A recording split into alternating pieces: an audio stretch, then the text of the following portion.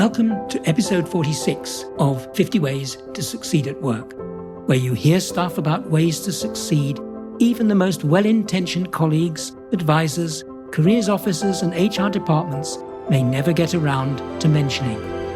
This one's Trash Talker, how badmouthing may boomerang and leave a nasty taste.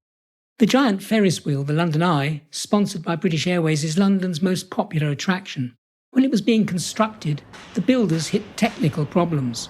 Seizing the moment, Richard Branson, of the rival airline Virgin Atlantic, arranged for a blimp to fly over the stalled construction, with a huge banner reading, "BA can't get it up.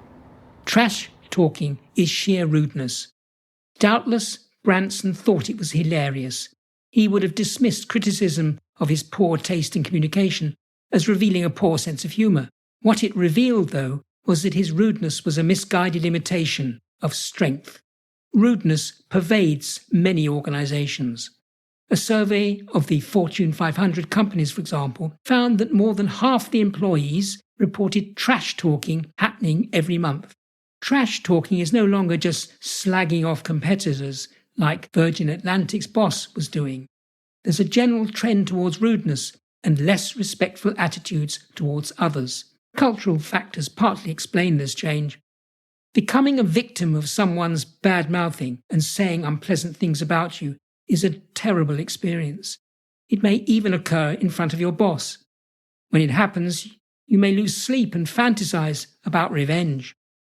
Insults to demoralize or humiliate someone in the sports field may add fun and even inspire better performance. It's also rife in politics. Now it occurs at work too. Victims of trash talking may become highly motivated to seek revenge and perform better, but they may also become less competitive.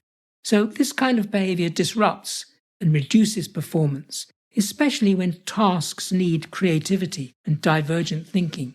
Trash talking is essentially competitive incivility and includes boastful comments about oneself, insulting someone else.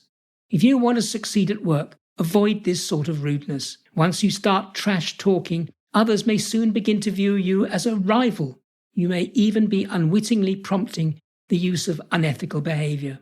With a genuine opponent, trash talking sometimes prompts them to perform better, but if you make uncivil remarks to a teammate, you can cause them to perform worse. Manipulative language comes in many guises and can sometimes appear harmless.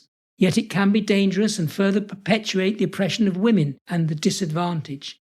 Trash talking now pervades social media, and the nasty postings have an uncomfortable lifespan and could return to haunt you.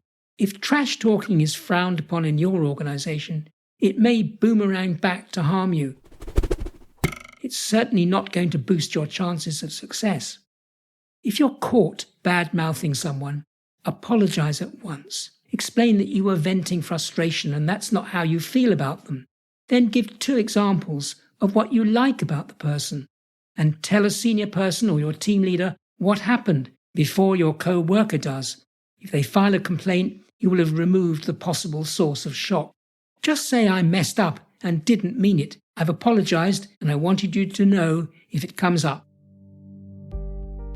If you're a victim of trash talking at work, you can't quickly punish the other person, but you can take steps to tackle it.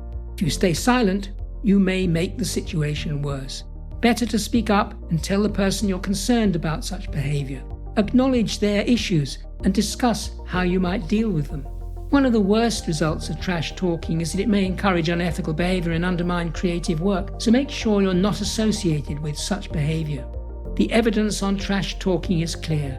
Trash talk an opponent, they end up possibly performing better, while if you make uncivil remarks about a teammate, they may perform worse. So what action am I proposing? Well, first of all, avoid the allure of trash talking. It may come back to haunt you. Secondly, if you see a colleague doing it, explain how it makes you feel uncomfortable and is wrong. And thirdly, if you're a victim of bad-mouthing, speak up and invite the person to discuss their concerns. My takeaway from this? Trash talking, bad-mouthing, rudeness and gaslighting all add up to disruptive, disrespectful behaviour. so resist any urge to take part. You've been listening to an episode of Andrew's 50 Ways to Succeed at Work. For more episodes, subscribe free to my regular weekly podcasts. You can catch up on past ones at the 50ways.site, where you can also become a Foundation member with access to e-learning units, transcripts, further reading links, and the forum, where you can ask questions, share problems, and join a growing community of people who seriously want to succeed at work.